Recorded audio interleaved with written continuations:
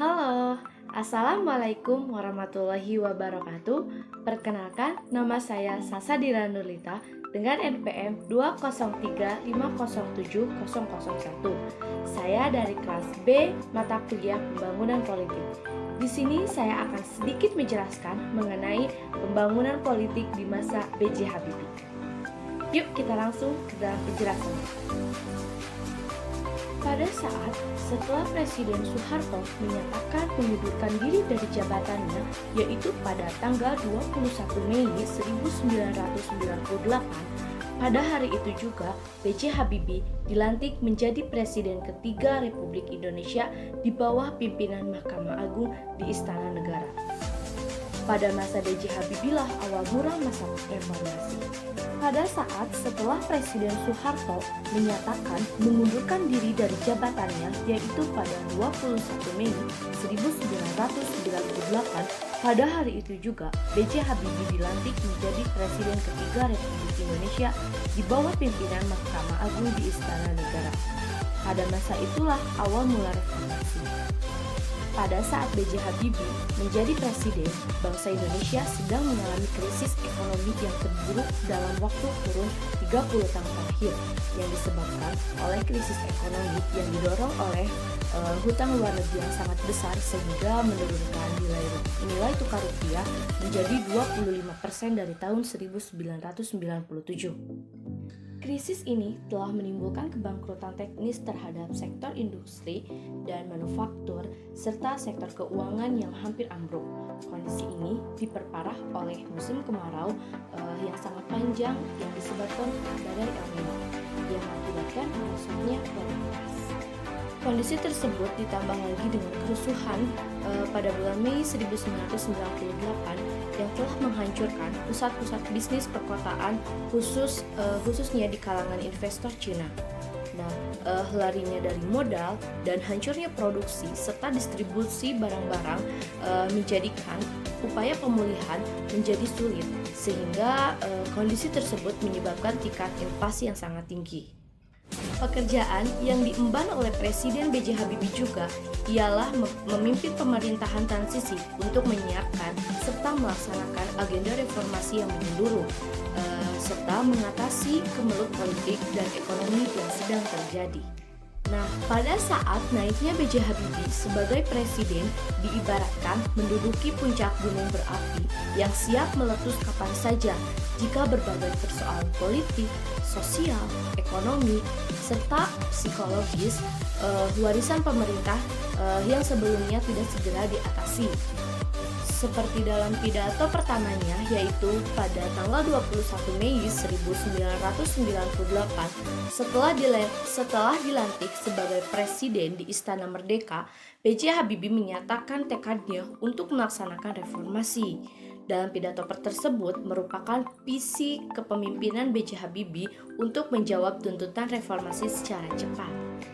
Berikut terdapat beberapa poin penting dari pidatonya tersebut adalah kabinetnya akan menyiapkan proses reformasi dalam 3 bidang. Yang pertama, dalam bidang politik antara lain dengan memperbarui perundang-undangan dalam rangka lebih meningkatkan kualitas kehidupan berpolitik yang bertumpu pada pemilu sebagaimana diamanatkan oleh Garis-Garis Besar Haluan Negara atau GBHN.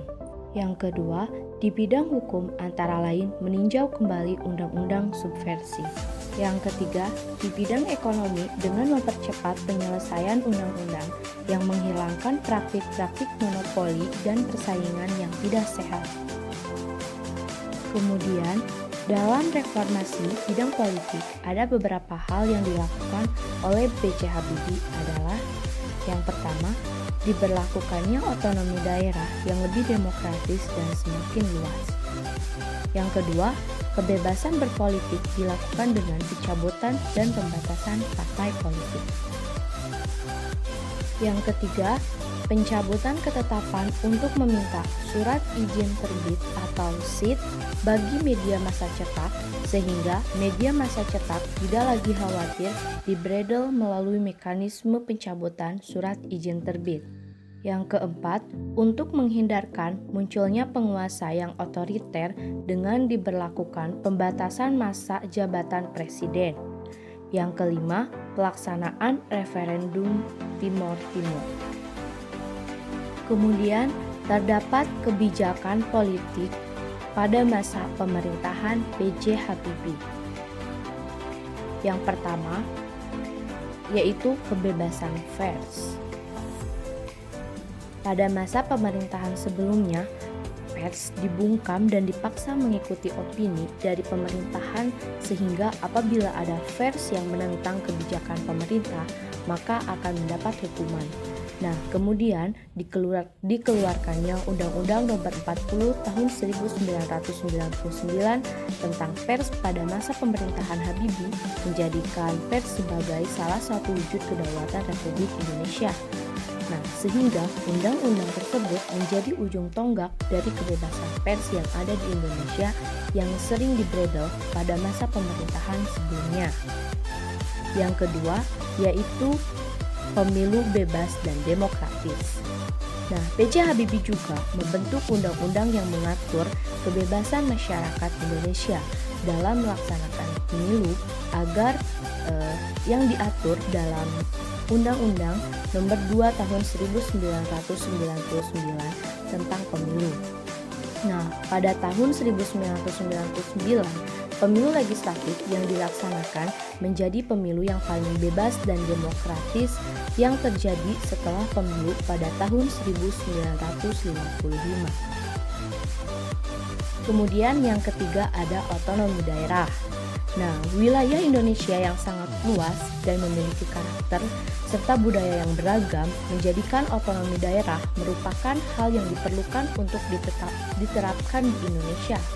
Sehingga pada masa pemerintahan B.J. Habibie dibentuklah Undang-Undang Nomor 22 Tahun 1999 tentang pemerintahan daerah. Hasil dari lahirnya undang-undang ini adalah meredanya gejolak disintegrasi yang sebelumnya sempat pecah di Indonesia.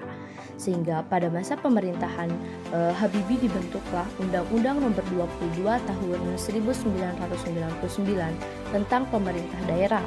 Hasil dari lahirnya undang-undang ini adalah meredanya gejolak disintegrasi yang sebelumnya sempat pecah di Indonesia.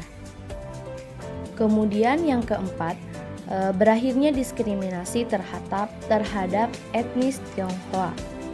Inpres nomor 26 tahun 1999 dan Inpres nomor 7 tahun 1999 yang dikeluarkan oleh B.J. Habibie merupakan titik awal untuk mengakhiri perilaku diskriminasi terhadap etnis Tionghoa di Indonesia.